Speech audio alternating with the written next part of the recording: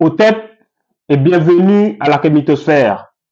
Après 86 ans sous la colonisation, comment le Vietnam est parvenu à une rupture totale avec la France? Tel est le thème sur lequel nous allons nous entretenir ce soir. Le Vietnam, comme chacun le sait, est un pays d'Asie du Sud-Est qui, comme beaucoup de pays africains, a été colonisé par la France de 1858 à 1945, soit 86 ans de colonisation.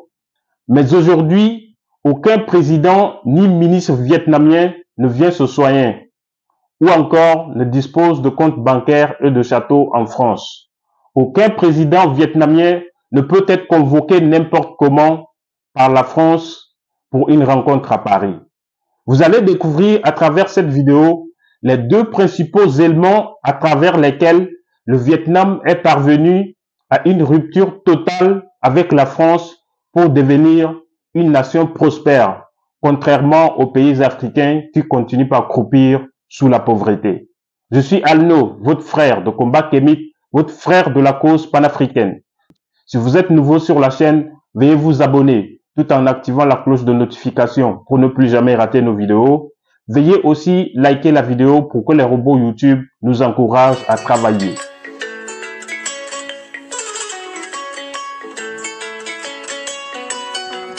Père Médou, de l'égyptien ancien, signifiant maison de la parole, est une plateforme à travers laquelle nous vulgarisons les humanités classiques égypto-nubiennes, les idéaux du panafricanisme et de la libération de l'Afrique en général.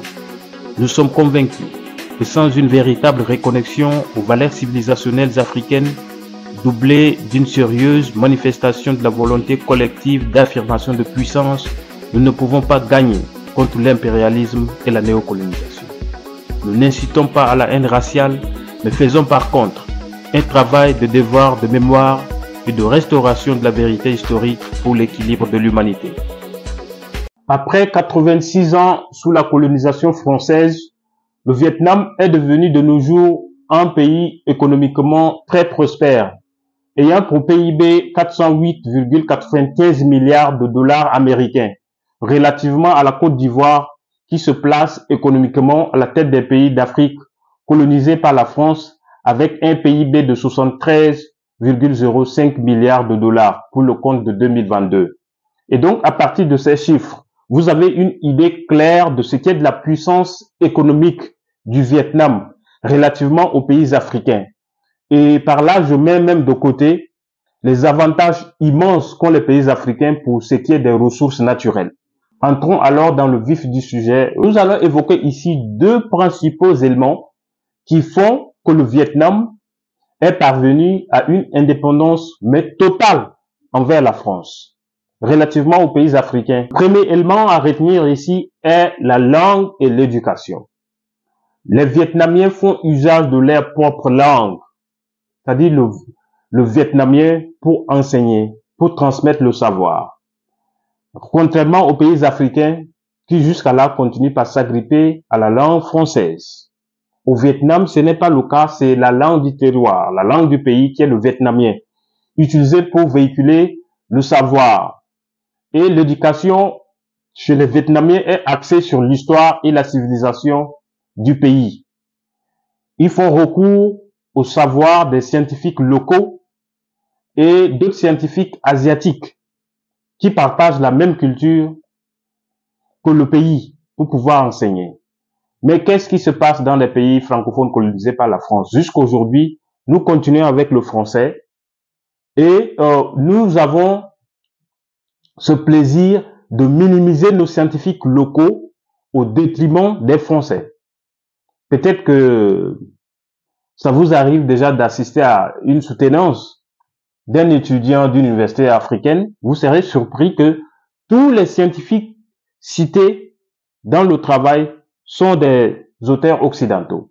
Alors que nous avons chez nous des Africains qui écrivent de très magnifiques livres, qui font des travaux scientifiques d'une très haute qualité, mais qui ne sont jamais pris au sérieux pour ce qui est des enseignements depuis les écoles primaires jusqu'à nos universités. Autrement dit, nous laissons de nos côtés nos propres scientifiques qui, eux, font un travail qui reflète nos réalités culturelles et civilisationnelles.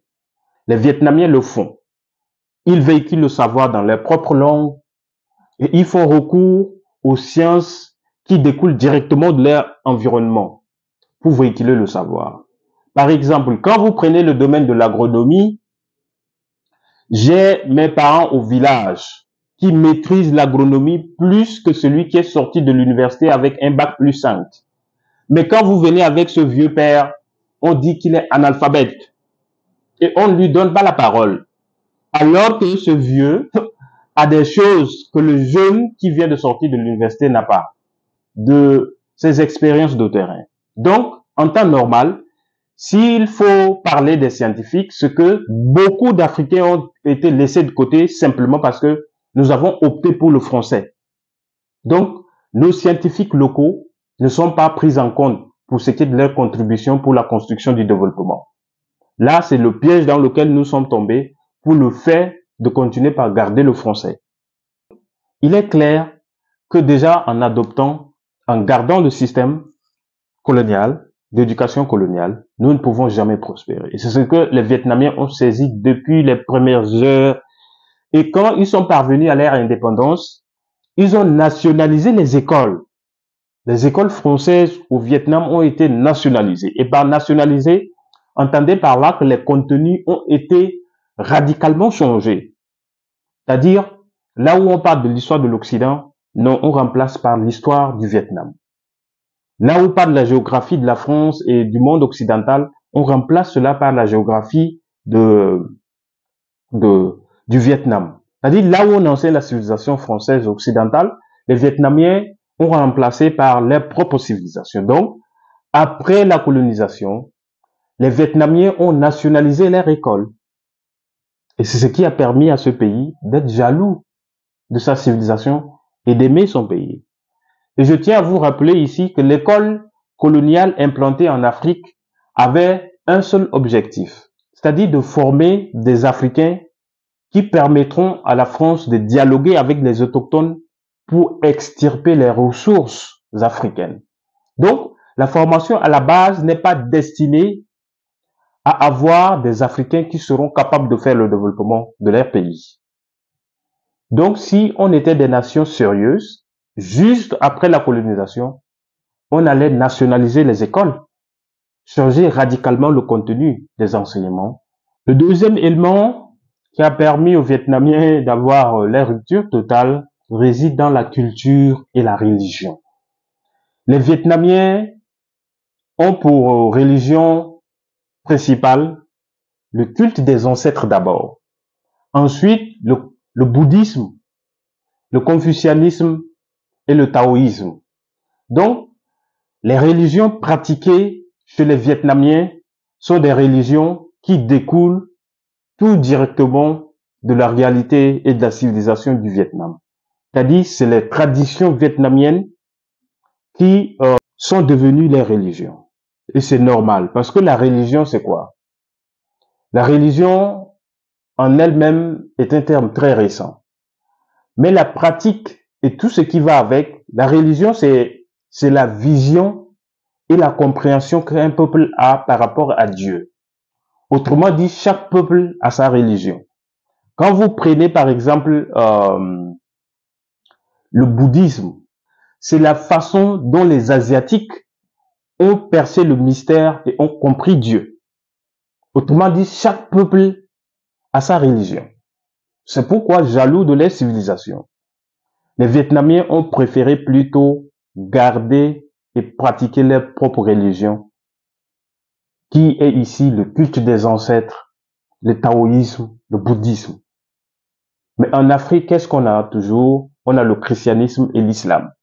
Le christianisme, c'est la vision et la compréhension que les Occidentaux ont de Dieu. Et donc, dans ces éléments, vous allez trouver dans la pratique du christianisme, vous allez trouver notamment les éléments de la civilisation occidentale, parce que c'est leur vision de Dieu. Quand vous allez aussi sur l'islam, que les Africains pratiquent, en réalité, c'est la vision et la compréhension de la notion de Dieu par les Sémites, qui sont des Arabes. Donc, c'est la compréhension de la notion de Dieu selon les Arabes. Or, l'Africain a aussi sa vision et sa compréhension de la notion et de la conception de Dieu. C'est l'Africain même qui est le premier à percevoir le mystère de Dieu. Mais l'Africain est le premier à parler du monothéisme, est le premier à percer le mystère de Dieu. C'est pourquoi l'Égyptien ancien même, la langue se dit les Médounétières. Médounétières veut dire les paroles de Dieu. C'est-à-dire si les Africains adoraient plusieurs dieux, ils allaient dire les paroles des dieux. Mais ils ont dit les paroles de Dieu. Et ils ont utilisé comme symbole le soleil pour représenter Dieu. C'est-à-dire, si l'Africain adorait plusieurs dieux, ils allaient par exemple utiliser les étoiles pour faire allusion à Dieu. Mais ils ont utilisé le soleil parce que le soleil est seul est seul dans le ciel. C'est-à-dire le soleil est unique.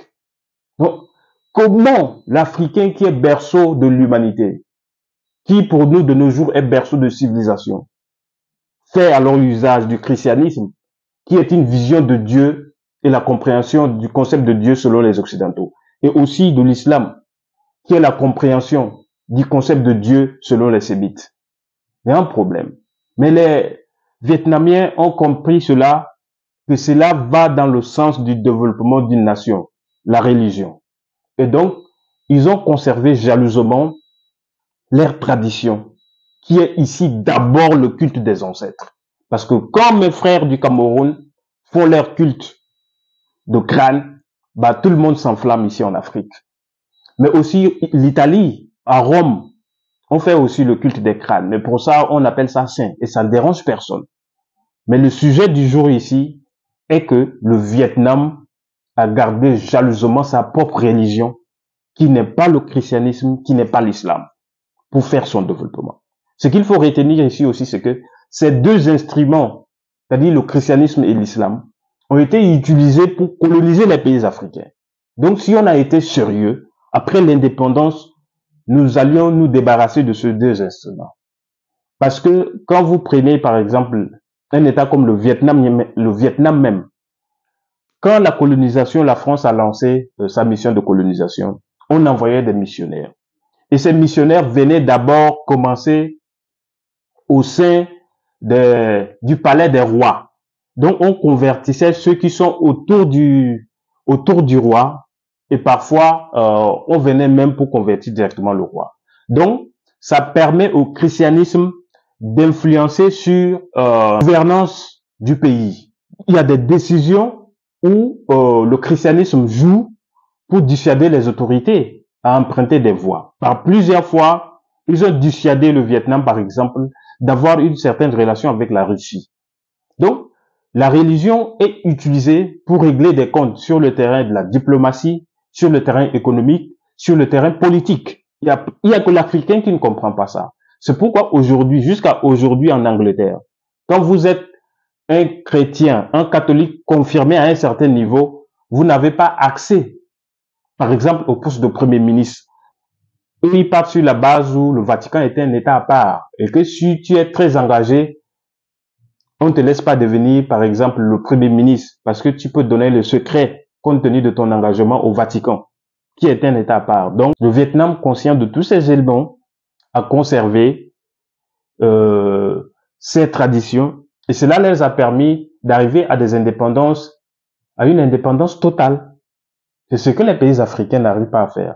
Donc, il faut retenir que le Vatican, il faut retenir que le Vietnam, pour parvenir à son indépendance totale, a basé ses actions sur sa langue et son éducation.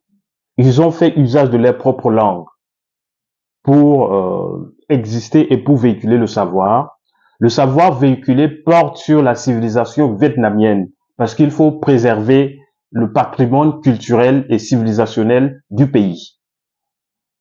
L'autre élément réside dans les traditions et la religion. C'est d'abord la tradition, sinon la civilisation vietnamienne au centre des questions de développement. Et tout de même la religion. Parce que le développement en lui-même dépend de vos traditions. De vos traditions découle ce que vous mangez. De vos traditions découle comment vous vous habillez. de vos traditions découle comment vous profitez de la vie en termes de loisirs. Donc, c'est à partir de ces éléments-là qu'on fait le développement.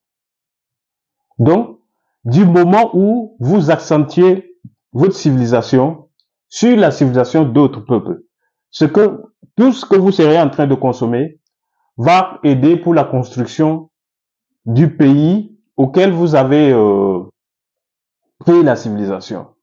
Donc, il est clair que, et d'ailleurs, on a compris, nous parlons de la politique d'assimilation de la France durant la période coloniale parce que, effectivement, la France a un projet de faire réfléchir les Africains comme les Français, de les faire s'habiller comme les Français, de manger par les Français. Ainsi, de leur pays, ils vont vous habiller, de leur pays, ils vont vous envoyer à manger.